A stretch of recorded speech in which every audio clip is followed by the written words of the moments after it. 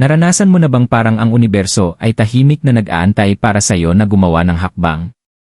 Para sa Libra, dumating na ang sandaling iyon. Isang makapangyarihang ritual, matagal nang binanggit sa mga sinaunang lihim, ang naglalaman ng susi upang buksan ang kayamanan at kasaganaan na matagal mo nang pinapangarap.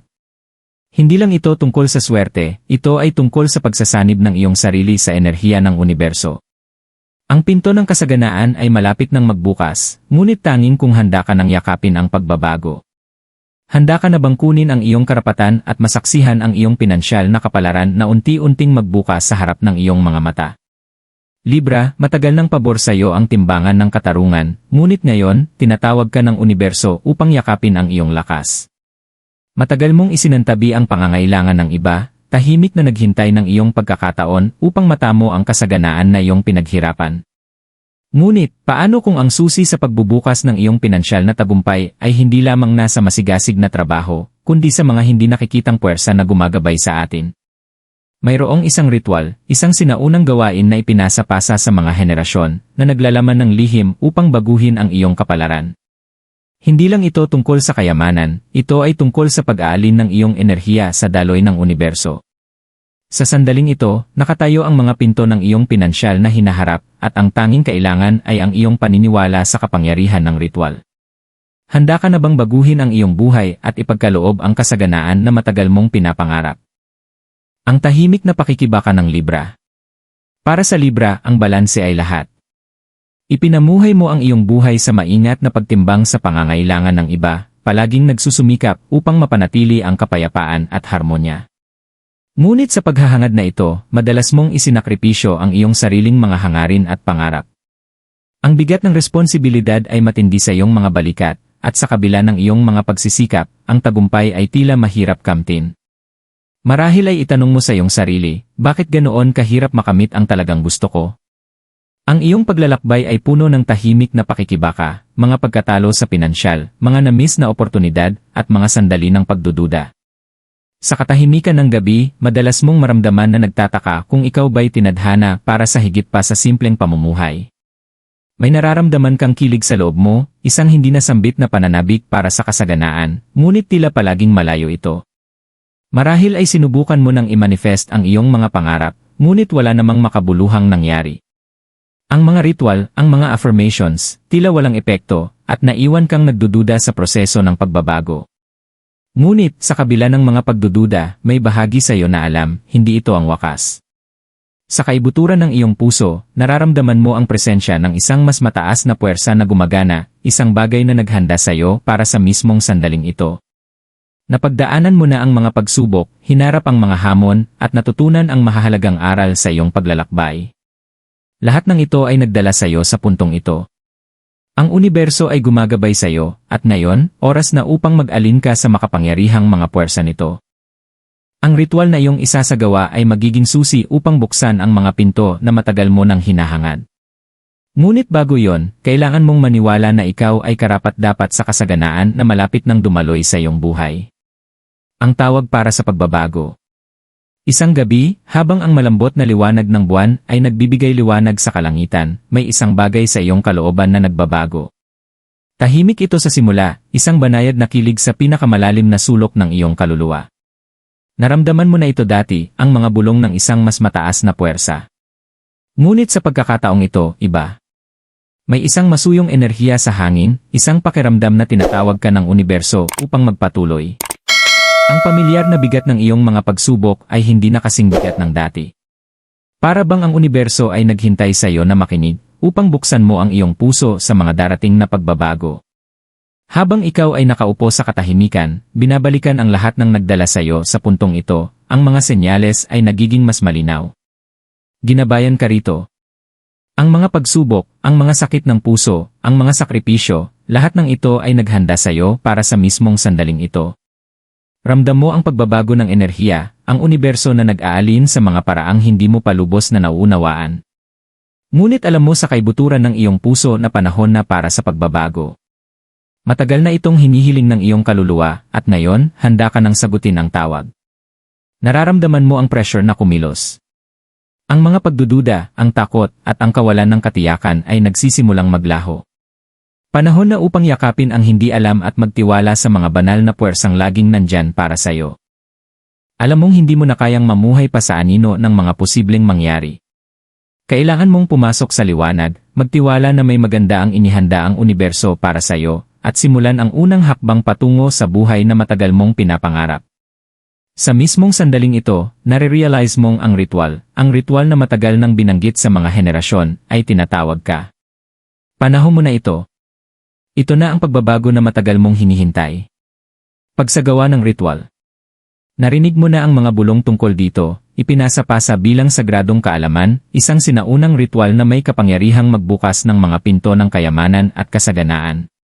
Sa loob ng mga taon, tila isang malayong pangarap, isang bagay na para lamang sa mga mapapalad na makatagpo nito. Ngunit ngayon, habang ikaw ay nakaupo at iniisip ang lahat ng nangyari, alam mong hindi na ito isang alamat lamang. Ang ritual ay totoo, at naghihintay na ito para sa'yo upang angkinin. Ipinon mo ang lahat ng kailangan mo, isang maliit at delikadong kandila, puti, upang magrepresenta ng kalinisan. Ang apoy nito ay isang ilaw ng pag-asa, mga barya ng iba't ibang denominasyon. Bawat isa ay kumakatawan sa isang hakbang patungo sa kasaganaan, isang kristal o bato ng iyong pagpili, upang iangkla ang ritual sa iyong personal na enerhiya. Ipinaglalagay mo ang mga ito sa isang malinis at pantay na ibabaw, marahil sa iyong altar o isang espasyo kung saan nakakaramdam ka ng koneksyon sa universo.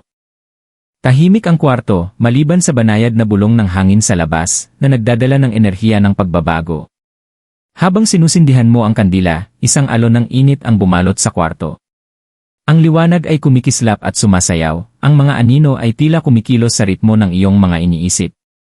Para bang ang universo ay nagsasabi, ito ang sandali. Handa ka na. Hawak mo ang mga barya sa iyong mga kamay, nararamdaman ang bigat nito, pareho sa pisikal at simboliko, at isinara mo ang iyong mga mata. Sa sandaling ito ng katahimikan, nararamdaman mo ang tawag ng universo.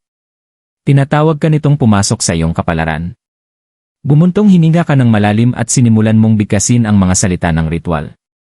Mahina sa simula, pagkatapos ay mas tiwala, binigkas mo ang dasal o affirmation na tumutugma sa iyong kaluluwa. Tinatawag mo ang mga enerhiya ng universo upang mag-alin sa iyong mga hangarin. Nais mong humiling ng kasaganaan, hindi lamang sa material na kayamanan, kundi pati na rin sa kalusugan, pag-ibig, at kapayapaan. Ang bawat salitang binigkas mo ay parang isang pangako, isang kasunduan sa universo na handa ka nang tanggapin ang mga biyayang nakalaan para sa iyo.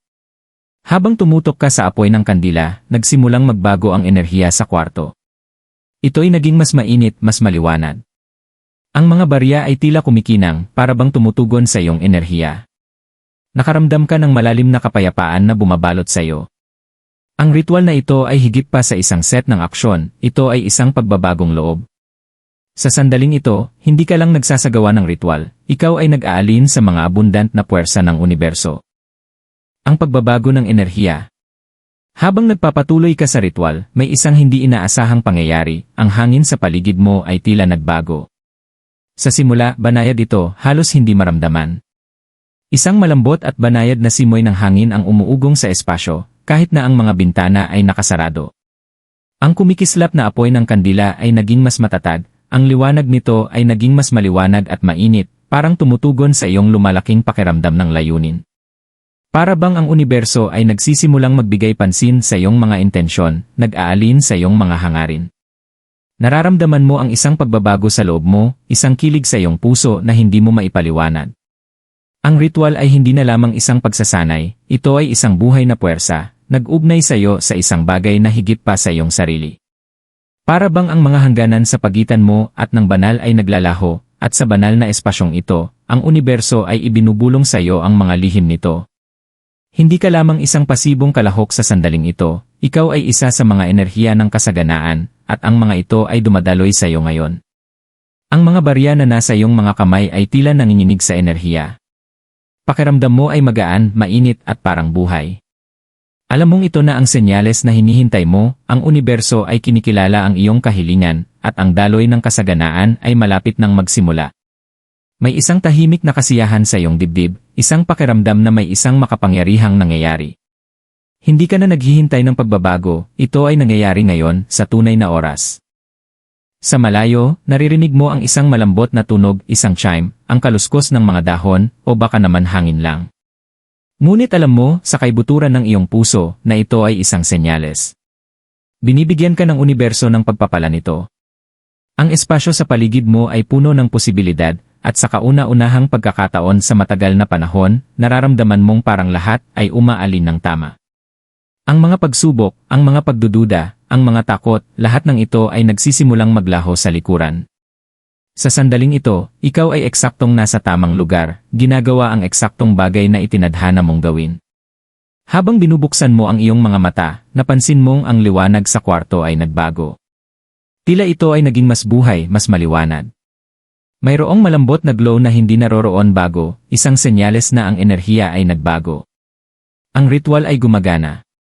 Ang universo ay tumutugon. Ang iyong manifestation ay nagsisimula ng magporma. Nagsisimula ang manifestasyon.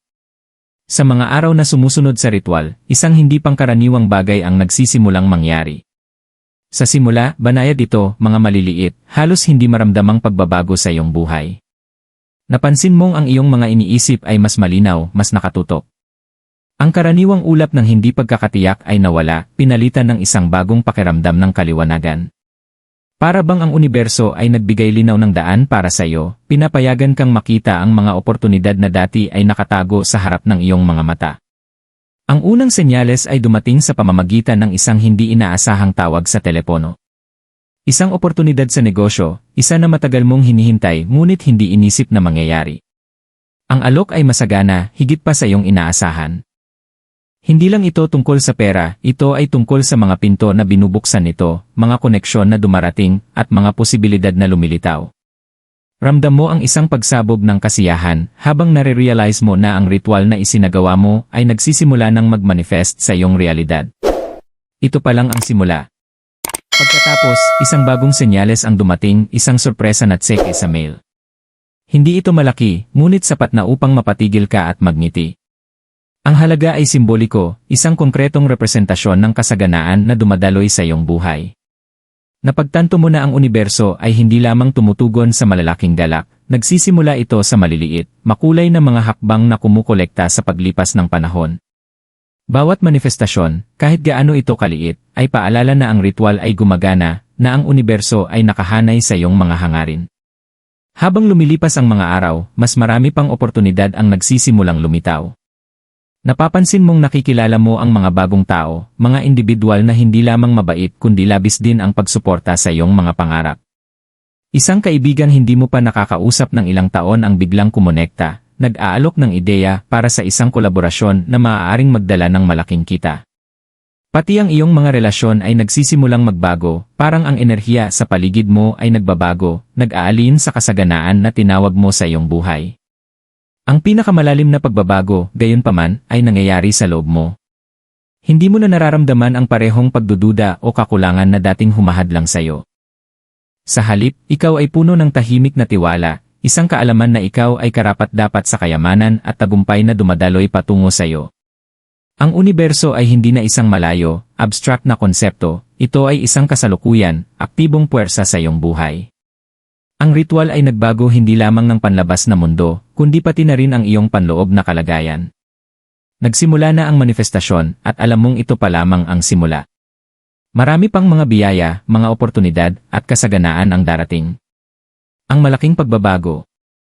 Ang pagbabago na matagal mong hinihintay ay hindi na isang malayong pag-asa, ito ay isang buhay, makulay na realidad. Ang mga senyales na nagsimula bilang maliliit, banayad na pagbabago ay ngayon naging hindi maikakailang, nakakabago ng buhay ng mga pagbabago. Sa bawat lugar na tinitingnan mo, may ebidensya ng kayamanan at kasaganaan na dumadaloy sa iyong buhay, tulad ng ilog na pumuputok mula sa mga pampang nito. Nagsisimula ito sa isang nakakagulat na tawag sa telepono, isang tawag na magbabago ng lahat. Isang kumpanya na dati ay pangarap mong makatrabaho, ngunit hindi mo inisip na magkakaroon ka ng pagkakataong makipag-ugnayan sa kanila, ang kumontak sa'yo. Nag-aalok sila ng isang kapanapanabik na proyekto, isang proyekto na hindi lamang magdadala ng pinansyal na benepisyo, kundi pati na rin ng pagkilala at paglago. Ang oras ay perpekto, at habang naririnig mo ang kanilang mga salita, napagtanto mong ito na ang sandali na matagal mong hinihintay. Gumagana ang ritual. Ang universo, sa lahat ng kanyang mistikal na kapangyarihan, ay nagbukas ng mga pinto para sa iyo at ikaw ay pumasok. Habang umuusad ka sa bagong oportunidad na ito, tila lahat ay pumapantay. Hindi ka na lamang nabubuhay, ikaw ay umuunlad. Ang pakiramdam ng pakikibaka na dati ay naramdaman mo ay pinalitan ng kadalian. Ang pera ay dumadaloy ng mas maluwag, ang mga relasyon ay lalago at lalakas, at ang iyong pagtingin sa sarili ay hindi na nakatali sa mga pagdududa at takot na dating humadlang sa iyo. Ang pagbabago ay hindi lamang sa iyong pinansyal na kalagayan, ito ay sa buong pagkatao mo. Ngayon, ikaw ay naglalakad ng may tiwala, tulad ng isang taong nag-angkin ng kanyang kapalaran. Ngunit ang pinakamalalim na pagbabago ay nangyayari sa loob mo. Ang kasaganaan na tinatanggap mo ay hindi lamang materyal, may isang pakiramdam ng kapayapaan at kaliwanagan na pumupuno sa bawat sulok ng iyong buhay. Nauunawaan mo na ngayon na ang ritual ay hindi lamang tungkol sa kayamanan, ito ay tungkol sa pagbago ng iyong enerhiya upang mag-alin sa kasaganaan na talagang nakalaan para sa iyo. Nakapasok ka sa daloy ng universo at tinatangay ka nito ng may kadalian at biyaya.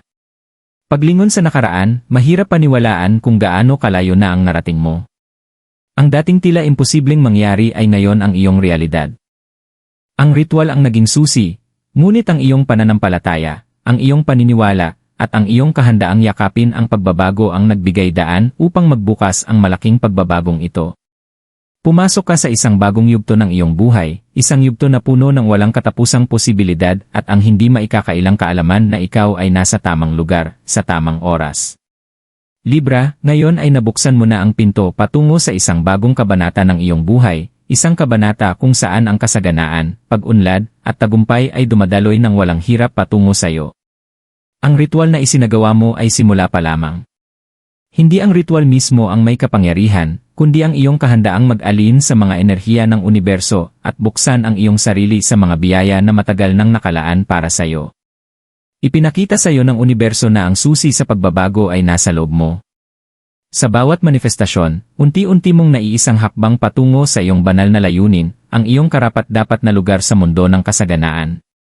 Hindi mo na kailangang maghintay para mangyari ang buhay, ikaw na ngayon ang isang malay na tagalikha ng iyong kapalaran. Magtiwala sa prosesong ito. Magtiwala sa iyong kakayahang i-manifest ang buhay na nais mo. Ang mga pinto ay bukas na. Ang universo ay nakikinig. At ngayon, panahon mo na upang magmingming.